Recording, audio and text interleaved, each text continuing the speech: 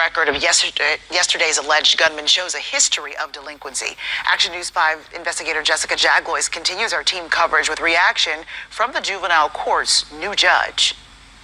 Before Ezekiel Kelly was accused of the shooting rampage that terrorized the area Wednesday night and left 4 people dead, he entered the juvenile court system as a dependent and neglected child, according to juvenile court records.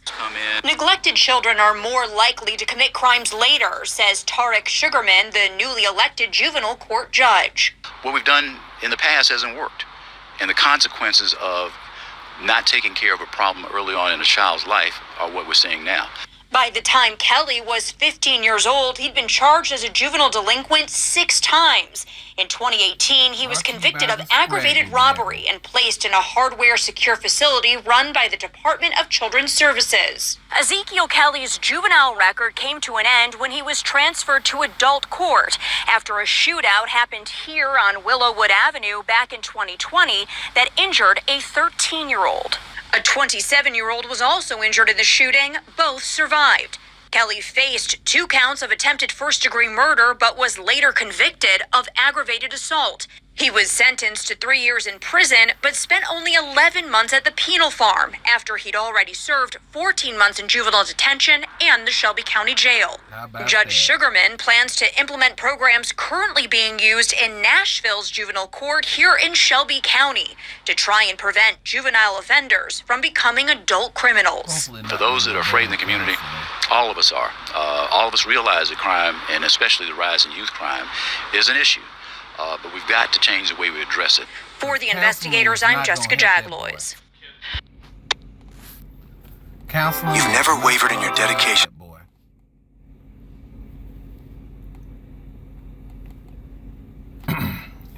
Just wasn't. And it ain't. Now, being down here, he started his little rampage around 1 o'clock Wednesday morning. Went all over the city, carjacking and shooting people. He did, however, dip down into Mississippi, South Haven. He did carjack somebody, but he didn't shoot or kill anybody. Why is that? Mississippi don't play. And just like Mandalorian will tell somebody, I can bring you in warm, I can bring you in cold, law enforcement in Mississippi would have decided that for him. But, and Memphis law enforcement showed tremendous restraint in bringing him in alive.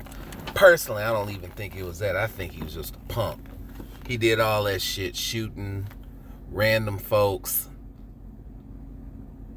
killed 4 people. One of them was a little white nurse. You know he's going down for that. But as soon as he got cornered and was surrounded by folks that had guns like him, oh, I surrender. You know, it's kind of a variation on the thing where they say, well, how come when a white active shooter shoots up a place, they bring him in alive, but they always shoot black folk? Well, they brought this guy in alive, so now these motherfuckers ain't got nothing to complain about. I've heard that the feds are going to get in on this because ATF was on the scene when he was arrested, and they got the weapons and recovered all that stuff. So he's going to federal court. He ain't going to our little Rudy Poo County court. Like I said, this was brought to you by the Scraggle Daggle. Sorry about that. You got the community you wanted. You got the type of people that you want being in it. I say the court should give that boy a Denver Broncos baseball cap, send his ass on to Colorado. Supermax. And you can take that fool who killed that jogger last week with him. Hey, culture of death. Comment, rate, subscribe. I'm out.